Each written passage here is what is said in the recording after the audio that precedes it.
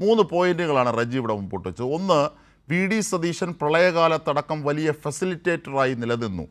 2, നിങ്ങൾ ഏതെങ്കിലും ഒരു പ്രോജക്റ്റ് ഈ 10 കൊല്ലത്തിനിടയിൽ നടപ്പാക്കിയിട്ടുണ്ടോ? 3, ഈ ഇത്തരം വാദങ്ങൾ, അതായത് നിങ്ങൾക്ക് ഒരമ്പുമില്ലാതെയാണ് നിങ്ങൾ ഈ തെരഞ്ഞെടുപ്പിനെ നേരിടാൻ പോകുന്നത്. ആർക്ക്? കോൺഗ്രസിനെതിരെ. കെ അനിൽകുമാർ.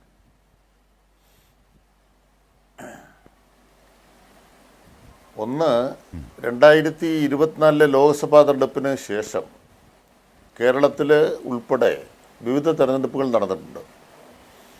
ഇന്ത്യ രാജ്യത്ത് നടന്ന എല്ലാ നിയമസഭാ തെരഞ്ഞെടുപ്പുകളിലും കോൺഗ്രസ് പരാജയപ്പെട്ടതാണ് ഇന്ത്യയിലെ അനുഭവം. എന്തുകൊണ്ടാണ് ഇന്ത്യ രാജ്യത്തെ മറ്റെല്ലാ സംസ്ഥാനങ്ങളിലും കോൺഗ്രസ് ഇങ്ങനെ തോറ്റു പോയത്? നല്ല വിജയം ലോക്സഭയിൽ നേടിയ മഹാരാഷ്ട്രത്തിൽ തോറ്റു. പിന്നീട് അവർ ഏറ്റവും നല്ല വിജയം നേടിയ മറ്റൊരു സംസ്ഥാനമായിരുന്നു ഹരിയാനയിൽ പരാജയപ്പെട്ടു. അവസാനം ബീഹാറിൽ എങ്ങനെയാണ് കോൺഗ്രസ് അധികാരത്തിൽ എത്താതെ എതിരാളികളെ വിജയിപ്പിച്ച് കൊടുത്തത് എന്ന് നമ്മൾ കണ്ടു. ഇപ്പം നിയമസഭാ തെരഞ്ഞെടുപ്പിൽ തോറ്റു വരുന്നൊരു കോൺഗ്രസ്സാണ് അടുത്ത നിയമസഭാ തെരഞ്ഞെടുപ്പിലേക്ക് പോകാൻ പോകുന്നത്. അങ്ങനെ തോക്കുന്ന കോൺഗ്രസ് എന്തുകൊണ്ട് ഇപ്പോൾ തദ്ദേശത്ത് ജയിച്ചു? അപ്പോൾ ഇന്ത്യ രാജ്യത്തെ പൊതു ട്രെൻഡിന് വ്യത്യസ്തമായി കേരളത്തിൽ മാത്രം എന്തുകൊണ്ടാണ് തദ്ദേശത്തിൽ കോൺഗ്രസ് ജയിച്ചത്? അത് കോൺഗ്രസിൻ്റെ കഴിവ് കൊണ്ടാണോ? കോൺഗ്രസിൻ്റെ ആദർശം കൊണ്ടാണോ? കോൺഗ്രസിന് നവോന്മേഷം കിട്ടിയതുകൊണ്ടാണോ? അല്ല. കോൺഗ്രസ് ഇന്ത്യൻ യൂണിയൻ മുസ്ലിം ലീഗിനെയും അതോടൊപ്പം ചേർത്ത് നിർത്താൻ പറ്റുന്ന ആളുകളെയും ഒരു മതരാഷ്ട്രീയത്തിൻ്റെ അടിസ്ഥാനത്തിൽ ചേർത്തു നിർത്തിയതിൻ്റെ ഭാഗമായിട്ടാണ് യഥാർത്ഥത്തിൽ കേരളത്തിൽ തദ്ദേശ തെരഞ്ഞെടുപ്പിൽ ഈ വിജയം നേടിയത്.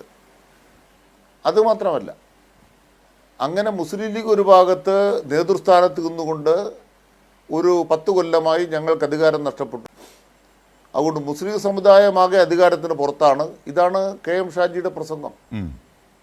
അപ്പം ഞങ്ങൾക്ക് അധികാരം തിരിച്ചു കിട്ടണം. ഇത്തരം വാദങ്ങൾ ഉന്നയിക്കുമ്പോൾ അതിൻ്റെ ചുറ്റും ജമാഅത്ത് ഇസ്ലാമി അടക്കമുള്ള ആളുകൾ ഒരു ഏകീകരണത്തിന് ശ്രമിക്കുന്നു. മറുഭാഗത്ത് എന്താ സംഭവിക്കുന്നത്? BJPക്ക് ജയിക്കാൻ വേണ്ടി തിരുവനന്തപുരം പോലുള്ള സ്ഥലങ്ങളിൽ തോറ്റു കൊടുക്കുകയും ചെയ്യുന്നു. ഇപ്പോൾ ഇടതുപക്ഷത്തിനെതിരായി എന്ത് വില കൊടുത്തും ഏകീകരിക്കുക, വലതുപക്ഷത്തെ ഏകീകരിക്കുക, എല്ലാ വർഗീയ ശക്തികളെ ഏകീകരിക്കുക, അതിൻ്റെ തിണ്ണമെടുക്കാണ് ഇപ്പോൾ കാണിച്ചത്. ആ വർഗീയതയുടെ തിണ്ണമെടുക്ക് നിയമസഭാ തെരഞ്ഞെടുപ്പിൽ ചിലവാകത്തില്ല എന്നാണ് ഞങ്ങളുടെ ആത്മവിശ്വാസം. അതിന് ഒന്നാമത്തെ കാരണം, ഈ തെരഞ്ഞെടുപ്പിൻ്റെ വോട്ടിൻ്റെ കണക്ക് ഇടതുപക്ഷ ജനാധിപത്യ മുന്നണിക്ക് നല്ല അഭിമാനകരമായ മുന്നേറ്റം ഉണ്ടാകുന്ന ഒരു ഫലം തന്നെ നൽകുമെന്ന ആത്മവിശ്വാസം നൽകുന്നു. LDFും UDFും തമ്മിലുള്ള വോട്ട് വ്യത്യാസം 7 ലക്ഷമേ ഉള്ളൂ. LDFിന് 83-84 ലക്ഷം വോട്ട് കിട്ടിയിട്ടുണ്ട്. UDFിന് 90 ലക്ഷമേ ഉള്ളൂ.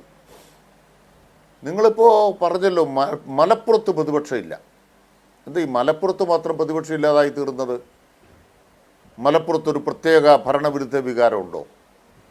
മലപ്പുറത്ത് ഉള്ള ഭരണവിരുദ്ധ വികാരം എന്തുകൊണ്ട് കണ്ണൂരിലുണ്ടായില്ല? നിങ്ങൾ പറയുന്ന ഭരണവിരുദ്ധ വികാരം മലപ്പുറത്തുണ്ടെങ്കിൽ ആ അതേ വികാരം എന്തുകൊണ്ട് തിരുവനന്തപുരം, കൊല്ലം, ആലപ്പുഴയിൽ അങ്ങനെ കണ്ടില്ല?